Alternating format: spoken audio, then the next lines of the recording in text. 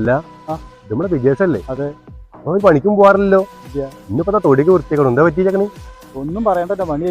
ഇന്നലെ അവൻ Martha cinema കാണാൻ പോയി. വന്നപ്പോ അതാ കോലം. അവന് കത്തി മടാളില്ല, പറ്റില്ല. ചോര കാണണം, ആരെങ്കിലും വെട്ടണം.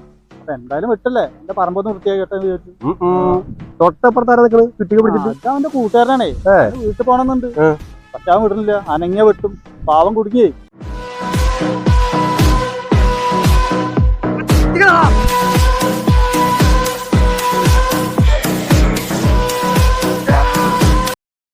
അനക്ക് വേനിച്ചോടാ. ഇത് നിന്റെ കുഞ്ഞമ്മയുടെ മോള് മേക്കപ്പ് ഇട്ട് തന്നതല്ലാതെ. എടോ നിനക്കോ പ്രാന്തായി. എന്നെ ഒന്ന് വിടറാ, എനിക്ക് ഹോസ്പിറ്റലിൽ പോണടാ. എടാ ഇത് ചോരയാണെടാ, ഒന്ന് വിടറാ.